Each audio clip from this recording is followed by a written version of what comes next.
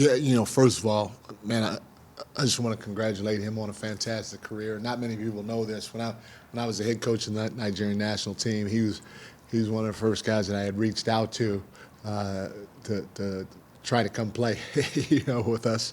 You can have, and I can't even remember what the term is, but you can have one non-citizen that you can convert, and so I got a chance to know him a while ago.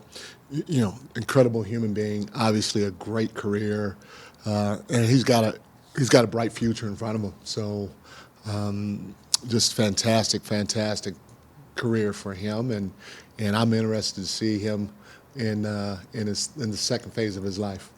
You gotta be a better coach than a, like you said, you gotta be a better coach than a recruiter. When you try to get OG too, you couldn't get him. You're right. Hey, let's keep that let's keep it down here though. Keep that down. I did, trust me, I had no NIL. Yes. As a coach, did it come as a surprise to you, or did you sense it? I mean, is there anything that Yeah, excuse me too. I think I got spinach in my teeth from my omelet. I'm sitting here, I'm trying to get it out. I hope I do. But I'm sorry. What was your question? Yeah.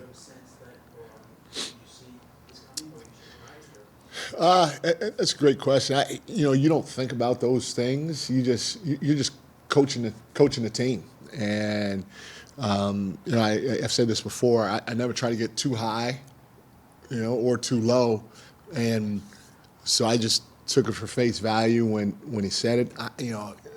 Each man is, or each person, I should say, is built differently, and I just listened to him, and I gave him my 2 cents on the overall thing of what he said, and then obviously just wish him and his family luck.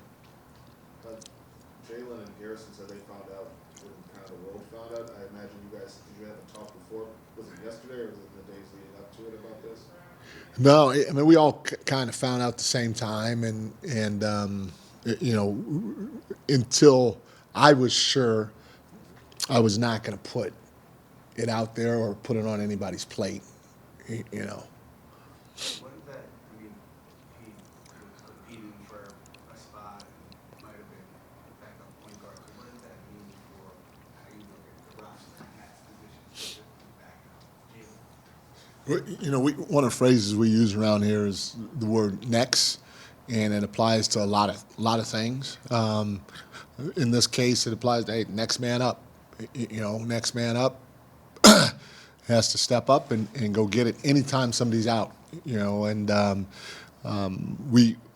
play a 5-on-5 like game most times after every game we play. And in the 5-on-5 game will be guys that didn't reach a certain amount of minutes in the game before, just to kind of keep them in game shape.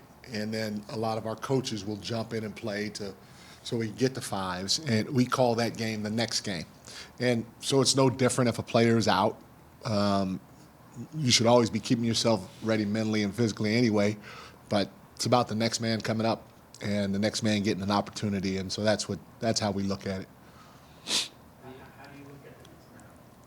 How do you look at who's not going to replace him? Whoever goes and grabs it. We feel like we have a deep roster, and a lot of guys will have an opportunity to grab whatever minutes might have been there or might not have been there, whatever. So it's just still go on your stripes, and we'll figure it out at the end of the day of who's going to get whatever minutes are available. You talked something about trying to implement this new system. Yeah. Work with guys. When you don't have Josh, I guess, has been weeks now, and Mitch, you're kind of limited. How does that affect you? And you kind of feel like you're where you want to be heading into the final preseason game, 5 days from the start of the season? It does impact us because Josh is an extremely important piece of what we're trying to accomplish here, and he's missed some time, and it's not easy or simple, however you want to call it, just to pick up and go. Great part about it, Josh is a very intelligent human being. He's got a great feel for the game, so that's going to help help out a lot. But you know, it's going to take a little longer than what you had hoped, but that's okay because at the end of the day, we know that this is a process, and it's a marathon and it's not a sprint. And you know, when we hit a couple bumps in the road, we just got to make sure we stay connected, and we continue to believe in each other while believing in the overall process and how quickly or slowly it's going. Do you see those final preseason games as a dress rehearsal at all in terms of who might play and how you might look at different guys at different times? Yeah, I mean, we'd like to play our guys, you know, as close to normal rotation as possible. But you know, again, I'm not sure who's going to play tomorrow, so it can change a little bit. You know, like I might have a guy or certain guys start that may not start during the regular season, depending on who's playing. I might have guys in the second unit play a little bit more than others, but they may not play as much during the regular season, so it's just based on who's playing. But I'd like to try to get the guys that are playing as close to the overall minutes that they're going to get during the regular season and possibly finish out the game as best I can. Do you have a philosophy on, like we talk about starters? Yeah. Like if you decide you're going with Mitch as the starter and Josh off the bench, and Mitch is limited where you can't do back-to-backs with his games he's got to pick up, like, do you shuffle your lineup then to Josh or McBride in, or do you say, who's the guy who duplicates Mitch, like Mario or somebody in that starter spot? But do you want to keep what you have decided on, or play a different style when someone like Mitch is out? I will say this: that is a really insightful question. That is. I'm not being funny. It's a pretty good question, and they're all good questions. So I'm not trying to give him an A and you guys B's or C's or D's or you know. Not his yesterday. Yeah, but it's really it is insightful. It's a great question. How would it'll be by feel. There's probably a chance that I would try to duplicate it, you know, whatever duplication means, just to keep everything else consistent. And I feel we have, especially early on, you know, you want to give guys opportunities so you can see if guys can really handle it or not. And so I think, you know, I feel like we're pretty deep. Time will tell. And so I would probably duplicate it more than change it up. But don't hold me to that. All right? Don't hold me to that. Obviously, the news yesterday, Malcolm retired. How did you hear about it? What was kind of the reaction from the group, if you told the group or whatever? Yeah, heard about the same way you guys did.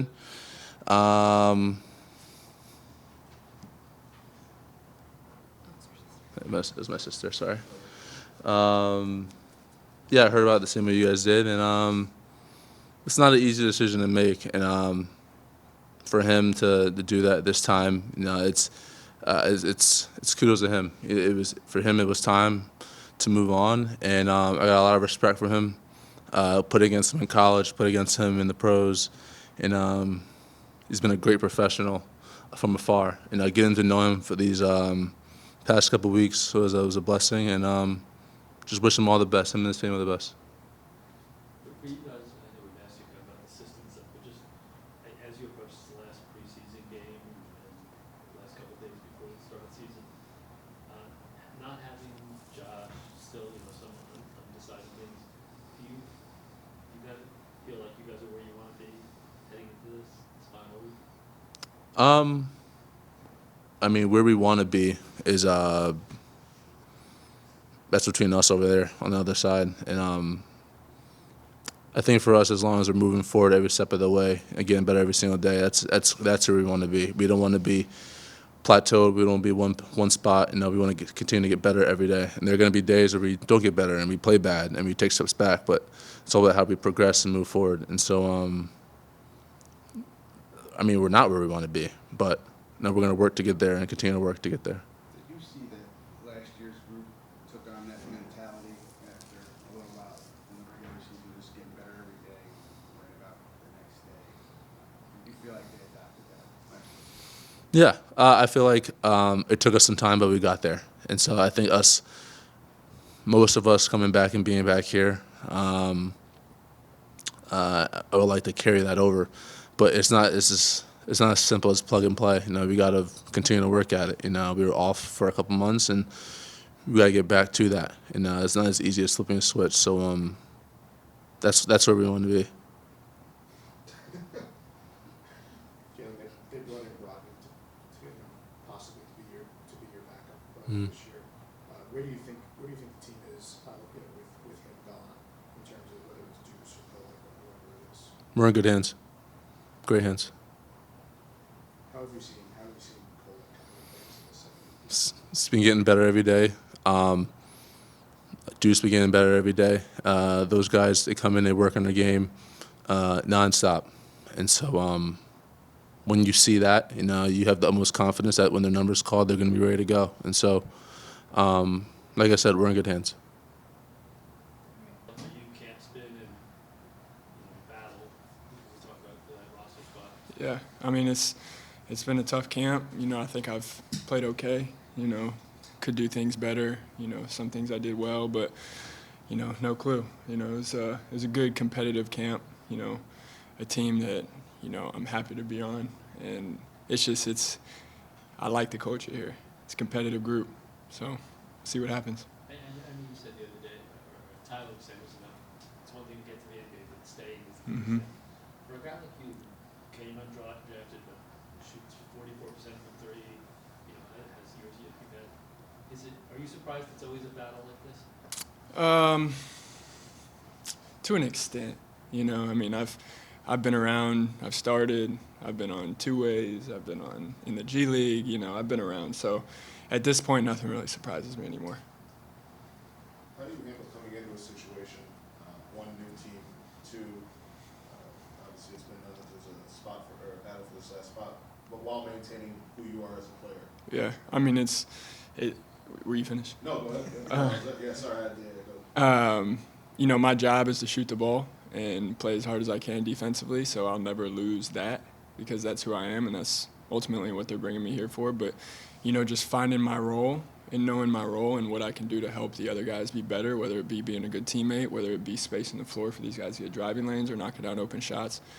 I pretty much know my role, and it's always been like that since I've been in the league. So coming to a new team, just finding that way to fit and maximizing that role to help these other guys. Do you think that the coach's system really brings out the best in you? I do. It's a lot of movement, and, coming off pin downs, cuts, all that kind of stuff. And we got passers like we got, it should, help me for sure. News yesterday, Malcolm retired. What was kind of your initial reaction to hearing about that? When did you hear about it? I saw it on Twitter. Man, Malcolm's such a great dude. I got to know him pretty well over the last few weeks, and wish him nothing but the best. The ultimate pro. I'll stay in touch with him, but I'm happy for him and what he's this next chapter. But he's a great dude. Great dude. We talk about competing for a spot. I know contracts make it that way where it has to compete for a spot, but it could be an important role. Like you're not competing to be the 14th man. There's rookies and younger guys. The guy who gets this spot is going to have a pretty big role. Do you kind of balance that? Like I'm trying to make a roster, but I'm also seeing where I fit in this championship chase. Yeah, for sure. I don't know what my role would look like or what. I haven't thought about that. I've just come out here and try to compete, as hard as I can. Help these young guys in any way I can, and then help the older guys too, in any way I can. So really for me, it's just to come in and compete as hard as I can and let the chips fall where they may. Thank you.